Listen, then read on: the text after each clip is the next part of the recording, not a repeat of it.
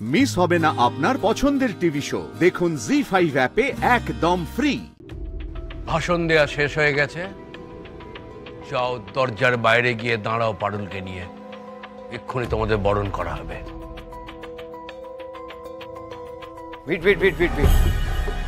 কি হবে বললে? বরণ? দাদু ভাই অমন করে রাগ করতে নেই বাবা। বলছি কি, ওই বিয়েটা যখন হয়ে গেছে তখন কিছু তো নিয়ম রীতি আছে যেগুলো মানতে হয়। তুমি ওঠে না ঠাম্মি, বিয়েটাই যখন মানি না তখন কিসের বরণ, কিসের নিয়ম? আমার কথাটা বোধহয় তোমরা শুনতে পাচ্ছ না, বা শুনেও তোমরা বুঝতে পারছো না। এসব ফালতু আচার নিয়ম আমি মানবো না, আর না আমি এসব কাউকে করতে দেব। আর এসব রিচুয়ালস মানতে মানতে আনকনসিয়াসলি তোমাদের মাথায় ঢুকে যাবে যে ওই বাড়ির ভোগ, আর তারপর তোমরাই বলবে যে আমার সম্পর্কে জেরেই ওই বাড়ির বউ মানে আমারও বউ। না না না, আমি এসব চক্করে নেই। কোনো বরণ ফরণ হবে না ঠাম্মি। বর্দি বৌদি বলছি তো, বরণ হবে না, সব নিয়ে যাও। এই বাড়িতে এই বিয়ে নিয়ে আর কোনো ঢপবাজি হবে না। এই যে লর্ড সাহেব, এই বাড়িটা তোমার নয়, আমার।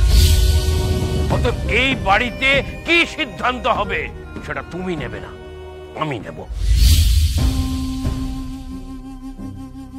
তুমি কি আমাকে এই বাড়ি ছেড়ে চলে যেতে বলছো দাদু?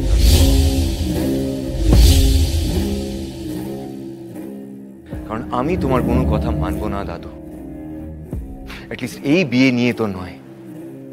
That's fine. এবার বলো কি বলছো পরিষ্কার করে, বেরিয়ে যাবো?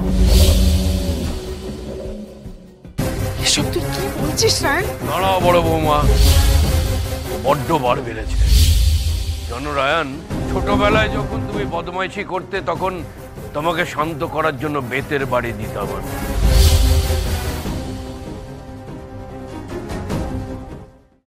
আবার সেই সময় এসে গেছে। বড় খোকা, যাও বেতটা নিয়ে এসো। একটা কথা তুমি বোধহয় শুনতে পাওনি, আর শুনতে পেয়ে থাকলেও বুঝতে পারোনি। এই বাড়িটা আমার, তাই এই বাড়িতে আমার কথাই শেষ কথা।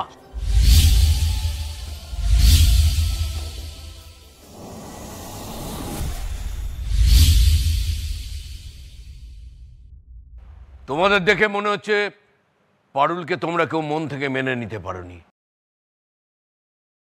কিংবা মেনে নিতে পারলেও রায়নের জন্য ভয় পেয়েছে। ঠিক আছে, অসুবিধা নেই। ওর বিয়েটা যখন আমি দিয়েছি তখন আমি দাঁড়িয়ে থেকে বরণের দায়িত্বটাও নিতে পারবো।